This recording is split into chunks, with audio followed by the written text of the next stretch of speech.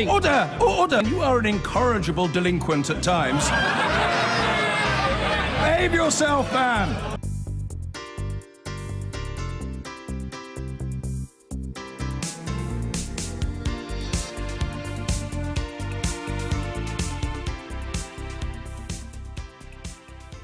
Now, while we're busy here pondering whether Theresa May's Brexit plans will make it more difficult for the UK to negotiate a trade deal with the US, in America itself, President Trump is locked and loaded on waging a trade war with China. Today, the world's two biggest economies slap billions of dollars worth of tariffs on each other's goods. How much collateral damage will there be? Our business editor, Siobhan Kennedy, is in Washington. Siobhan. Well, Matt, yet again, we're seeing a ratcheting up of this trade war that President Trump started with those tariffs on steel and aluminium. The US will impose some $34 billion worth of tariffs on Chinese goods as of today. China has, of course, hit back with exactly the same amount. And Russia has now joined in too. China has accused the US of starting the largest trade war in economic history. But President Trump says we're going to win that war because we have all the cards. Now, is all that fighting talk making the UK nervous? Well, it probably should be. I've spent the week here in Washington talking trade and on the green fields of Maryland. And they're optimistic a deal can still be done. Farming and agriculture is, of course, just a small part of the $230 billion worth of trade between the UK and the US. But boy, does it have a powerful voice.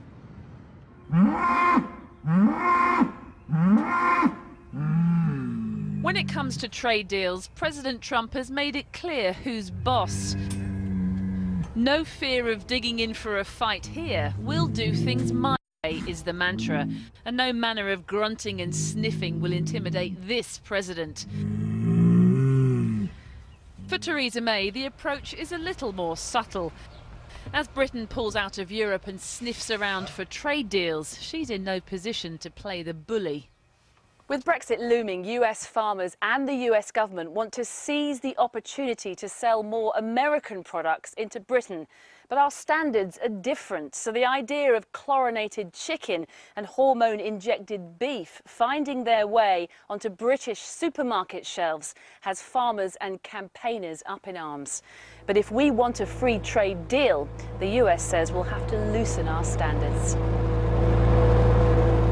At this farm in Maryland, they don't inject beef anymore, but farmer Chuck Fry says British consumers shouldn't be scared.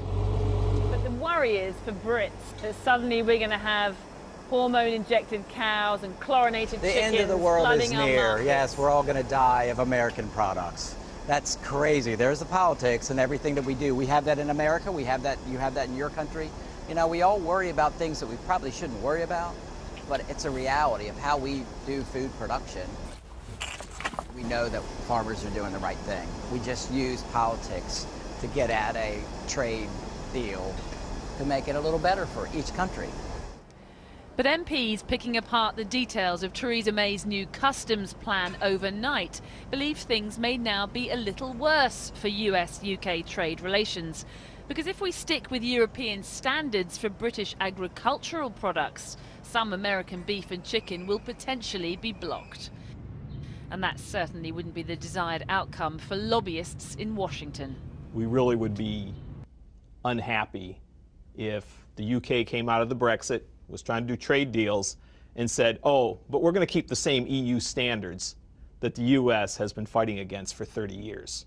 That would be tough from the U.S. agriculture side to get to a final deal if that was the incoming idea. If there is to be a US-UK deal, and there can't be agreement around standards, because it's such an emotive issue, isn't it, because it's food, would you be prepared as a group to stand aside and allow a deal to go ahead that doesn't include agricultural products from the US coming into the UK? We would want to have agricultural products included. Lots of senators, lots of Congress represent agricultural districts, agricultural states. They want to know what U.S. agriculture thinks about trade deals. Today, the American ambassador in London reassured that President Trump is ready, willing and able to do a deal with the UK post-Brexit. Music to the ears of conservative commentators in DC. So the special relationship really does matter.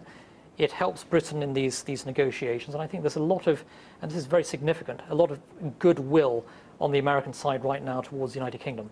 You said you believed that a deal could be struck within 90 days. I still believe that within 90 days of the end of the transition period, the end of 2020, that Britain will be in a position to be able to put in place a free trade agreement with the United States. I think that should be the goal. That seems so unlikely given the sort of stodgy, trudging through treacle process that we're going through I think now. We've got plenty of time.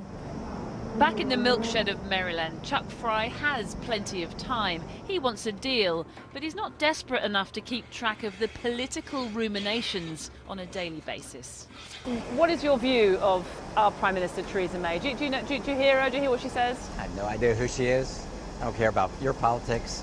I can barely keep up with their politics. Liam Fox? Do you know Liam Fox? Nope. Should I? You know, as an American farmer, UK might be a deal, but it's not a big deal. Our prize is China. You know, that's the hungry market. But unlucky for US farmers, President Trump's tariff war now means China has cut imports of American beef. For now, he seems more focused on burning existing trade relationships, not cooking up new ones.